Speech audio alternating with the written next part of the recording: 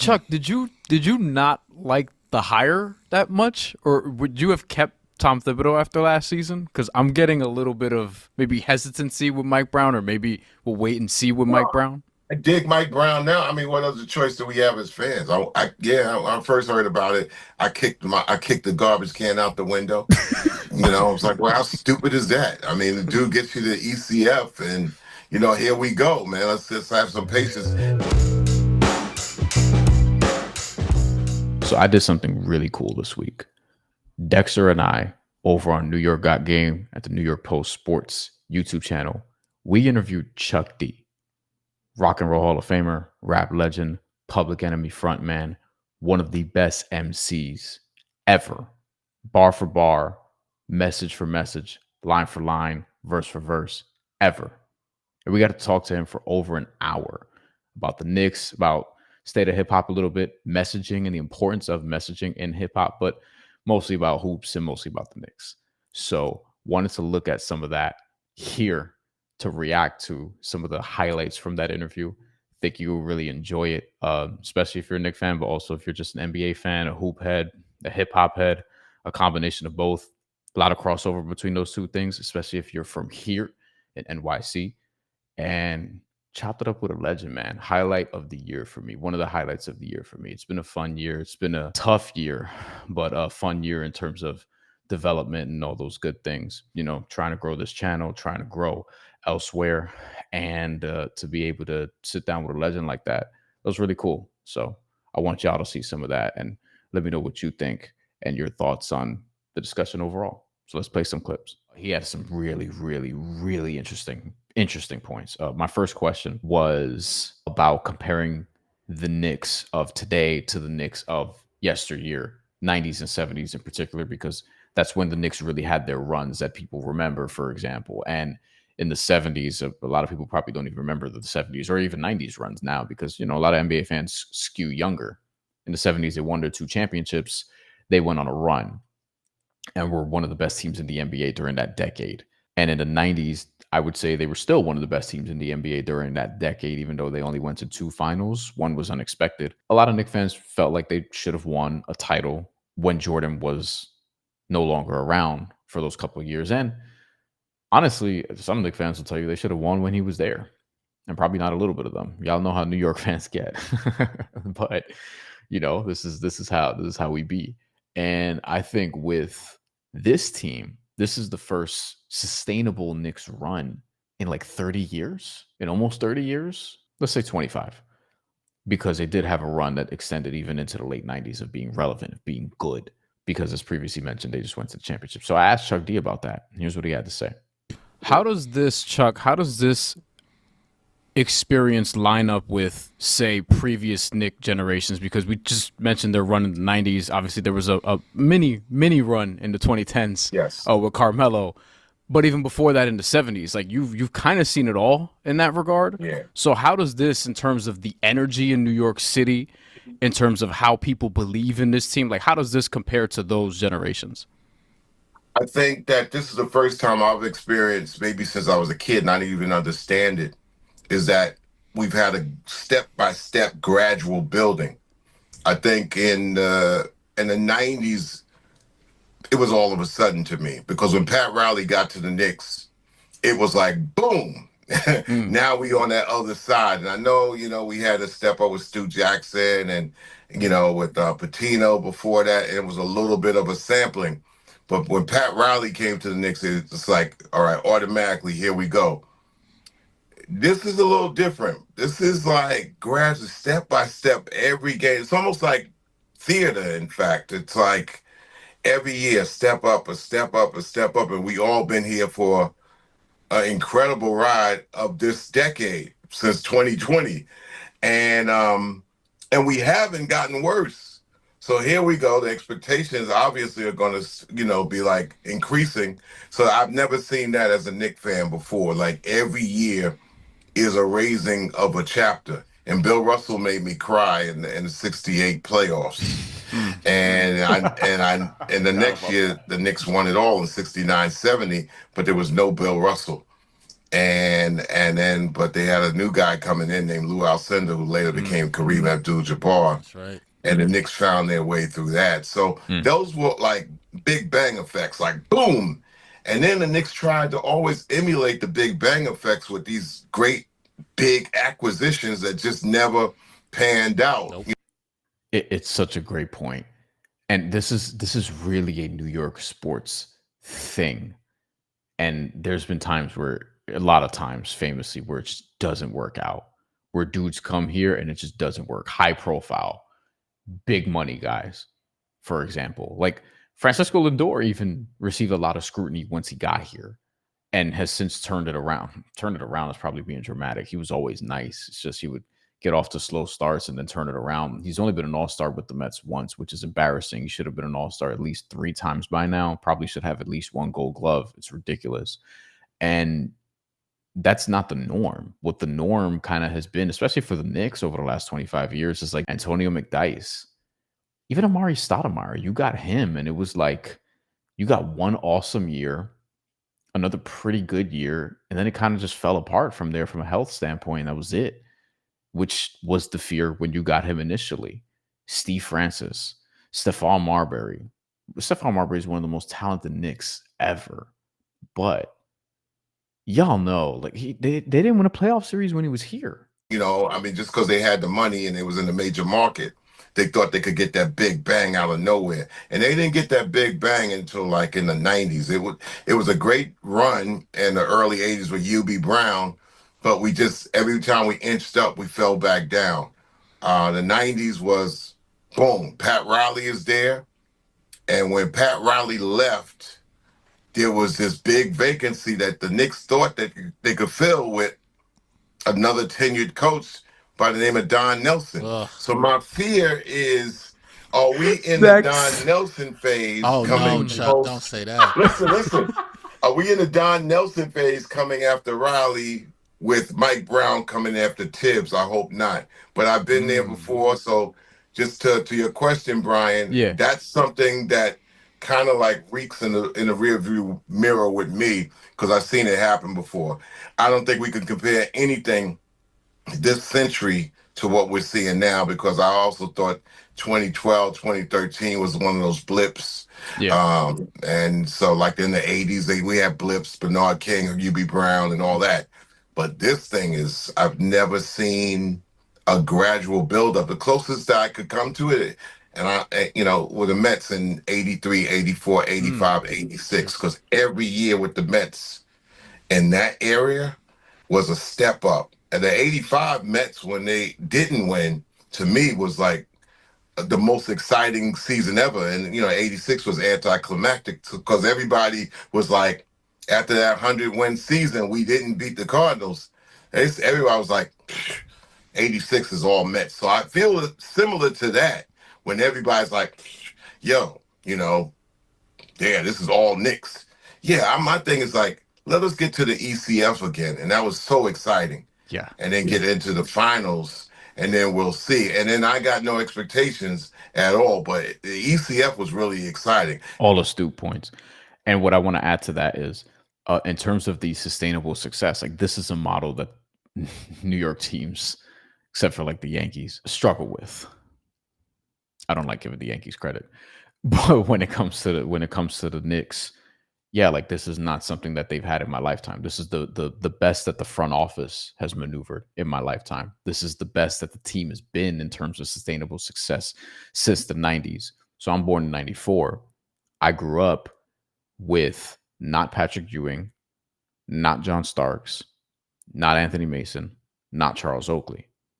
I grew up and I knew who all those guys were, even at 5, 6, 7 years old. But if you're in my age group, you grew up with Howard Isley, Shandon Anderson, Othello Harrington, LeVar Postel, like very different dudes than what you've seen before that, what you've seen since. My favorite is the reference of Jerome James. I do that a little bit too much, but yeah, that was the one that I was like, all right, bro, y'all want me to be a fan of this? Y'all want me to be a fan of Jerome James? But it's been this gradual buildup, really, from when you hired Tom Thibodeau in 2020. and you make the playoffs 4 times in 5 years. You win a playoff series 3 times in 4 years, 3 straight years, as a matter of fact. That's never happened before in many Knicks fans' lifetimes, or the younger Knicks fans at least. Look at my doofy ass face. All right, let's go to Dex has a great question here. Love this question. I have a theory about this also, but this is great. With Mike Brown and the new offense and all the talk around it, right? You've got the movement, the pace, the freedom of all that. New Yorkers like a certain style of basketball. We like that. We like a certain kind of grittiness. Do you see what Mike Brown is trying to do? And does it have that New York rhythm to it? Do you see the evolution of the city game and the modern basketball that he's trying to bring? Do you think what he's trying to do fits with this Knicks personnel? Well, first, the Knicks fans and New York fans want to see the team win. True. And they want to see effort. So the effort that the Knicks have given the last 5 years, that it's like, it's like one of those things where a Knicks fan used to cheer the pass before the pass. They were so astute on the game. So I think if the team shows that it could win, the fans will adapt to any style they're watching on the floor. I think that's true. I also would add, I have this theory that every great team represents their city, plays in a style that identifies with their city. It may not be like to a T, maybe it's not a 100% rule, nothing is, or almost nothing is. But I do think with the Knicks, their best teams tend to be grimy, tend to be physical. Maybe there's a pop of flash, like in the 70s, because you have Walt Frazier, for example, but Walt Frazier was also tough. Willis Reed was tough. Patrick Ewing, tough. Anthony Mason, Charles Oakley, John Starks, obviously. And even later, you had Latrell Sprewell. Allen Houston was like a silent killer. He played like a New York guard too, as a matter of fact. But like, this is what it is. Even with this team now, they're tough. There's a level of toughness there, built for the playoffs level of toughness. Doesn't mean they're going to win a championship. Doesn't mean they're even going to get to the finals, because the Cavs have a lot of talent. Orlando's physical. Orlando's going to be a problem. And if Paolo Banchero makes a leap, there's a world where Paolo Banchero becomes the second best player in the East this year. Like, that can happen. It's on the table. Detroit pushed the Knicks in the playoff series last year. Detroit's another good example of this, by the way. Pistons history. Bad boy Pistons, 03-04 Pistons. Physical. Represents the city of Detroit. Blue collar. Hard work. Not for everybody. Not the prettiest. But gets it done in a very forceful, physical way. Knicks basketball is similar. Best Laker teams, there's a little bit more flash. There's star power. Magic and Kareem, Shaq and Kobe, LeBron and Anthony Davis. It's not to say that those teams aren't tough. It's just different stylistically. So there are a lot of examples you can point to, I feel like, across sports. So we'll see what Mike Brown sort of steps in here. Speaking of that, there's a Mike Brown question here, because I started getting the sense Chuck D was like not that he wasn't a fan of Mike Brown, but a fan of the way the Knicks pivoted away from Tom Thibodeau to bring in Mike Brown. So here's what he had to say about that. I don't think he's ready for you guys in the press and the post-game press conferences when the going gets tough. But he's an experienced coach in the NBA. That doesn't mean that you're going to get New York, though. Chuck, did you not like the hire that much, or would you have kept Tom Thibodeau after last season? Because I'm getting a little bit of maybe hesitancy with Mike Brown, or maybe we'll wait and see with Mike Brown. I dig Mike Brown now. I mean, what other choice do we have as fans? I first heard about it. I kicked the garbage can out the window. I was like, well, how stupid is that? I mean, the dude gets you to ECF and, here we go, man. Let's just have some patience. And next year we're going to get to the finals knowing this. But that's me being an emotional fan. Right. And I wasn't buying into everybody having this crystal ball predicting next year that we wasn't going to make it under Tibbs. I'm like, how do you know? How does anybody know? Right. Nobody knows anything now. So, right. I mean, it's their team. So, I mean, yeah, initially I was like, how stupid is that? It was stupid. But the same thing I said about Sacramento when they fired Mike Brown. That was the dumbest firing last year until Tibbs. But But also, he acknowledges, how do we know? This actually continues. Actually, let's play this next clip right away. Is more about Mike Brown. Interesting comparison here. what? We talked about this. We said, listen, if they're 18 and 14 the first couple months of the year, then New York is going to get loud. Hey, B, that's Don Nelson. Yo, Don Nelson Chuck knows. Yeah, Chuck knows. That's to tell you. And Don Nelson was like what? He was like 12 and 9 or something like that. I looked it up. He was 19-9, but there was a rough stretch there. So Don Nelson was 34-25 by the time the Knicks fired him. Not 30-13 when like the Bucks fired Adrian Griffin. It's 34-25. But they were 4-9 for a stretch right before he was let go. Jeff Van Gundy takes over. They go 13-10. They win a playoff series, lose in the second round. But then after that, obviously, they go on that run in the mid to late 90s. Chuck D says Jeff Van Gundy saved the franchise. And honestly, I mean, in my lifetime, best Knicks coach has been, like, it's him or Tom Thibodeau. We talk about the Don Nelson thing, and let's get to this last part that I want to play as far as this. Again, you could watch this on the New York Post Sports YouTube channel. We will play this part where we get into a conversation about injuries, and I thought this was really interesting. Just getting hurt more now for an abundance of reasons. One, you talked about like the speed a little bit. The game is just faster, and then on top of that, guys are just more specialized at an earlier age. I feel like this is part of it that we don't really talk about a lot, but they're playing basketball like 5 games a weekend when they're like 12.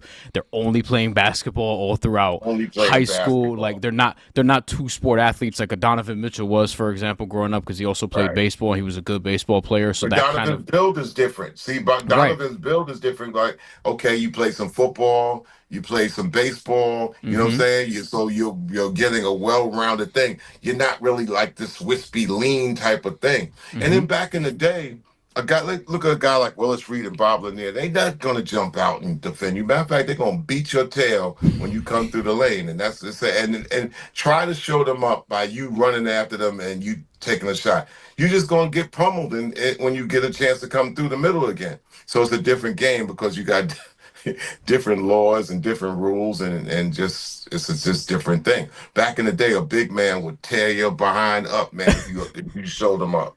Yeah. And because of all that, I feel like now, Chuck, the runs are shorter.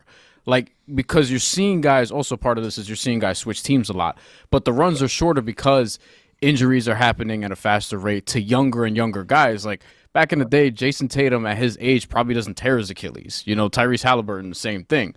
So do you feel like in watching this team, with Brunson, who has had high usage, like he's taken some shots. Karl Anthony Towns has an injury history. OG, do you feel like they have to absolutely capitalize on this, like this season? Do you feel like this window is really, really short, and within the next 1, 2, maybe 3 years, you have to win a title, or this is not going to happen? Yeah, depending on what your body is. Jalen Brunson's a football player on the basketball court, bro.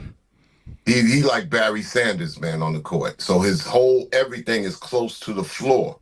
He ain't doing too much in the air. So his whole game is he like floor Jordan.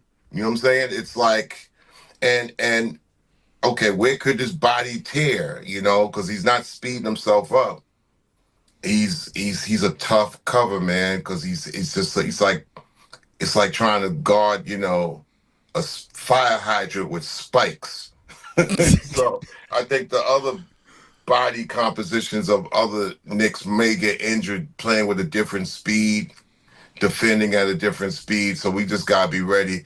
It's like the Villanova guys are built like their football team. Like Josh Hart is a football player, man. So I mean, I could be crazy, I could be wrong. It'd be like, yo, uncle's out of his damn mind, what he's saying. But I would tell you that Jalen Brunson he a football player on a basketball court. So you gonna get injured trying to maintain how to defend now a lot of the times, man. Now you could beat him up. He could get beat up, But as far as having the same type of injury that the rest of these players are having, Brunson ain't speeding himself up. A couple of times he speeds himself up. You know, he goes into this second, third, fifth gear reels on some plays like woo, woo, woo. I was like, whoa. But most of the time, man, and who knows? If Mike Brown wants to see things sped up, it could probably be with Brunson passing the ball Yeah. as opposed to body moving his body. So we'll see. The only thing I'd say to that is like, in my, because I think those are obviously valid points, but with Jalen Brunson, sometimes like his style is very herky jerky, and the fakes are so sudden. Like the fast twitch movements are so sudden, so that could be a lot on the joints too. So I this is why I think actually passing the ball, to your point, is more important, because it's not even just to get the assist numbers up, but it's also so that he doesn't have to do as much, especially early on in games, because you're going to need him in the fourth quarter. So it's a point that Dex also makes a lot. He wants to see Jalen Brunson basically not have to do as much early on, so that you have the energy later on. Okay. Oh, and for what it's worth, spoiler alert, not a fan of Giannis coming to New York, Chuck D, for reasons that actually won't play on this one. I think you should go seek that out. But he wasn't a proponent of bringing Giannis. It was also very short and in passing type of thing. That's part one. We'll do part two because that'll be hip hop specifically, and I will see you on that one. Hopefully you're interested in that too. But if you don't watch that one and you're just good here, then understood. Like, comment, subscribe, join the Discord below. We're trying to build that up a little bit. Me and Hector, Beauchamp from Latino Sports and Uptown Sports TV. And yeah, just trying to get better and better each day. More consistent, more fun on this channel when I have time to do stuff like this on this channel. So thank you for supporting, and I'll see you on part two. Take care.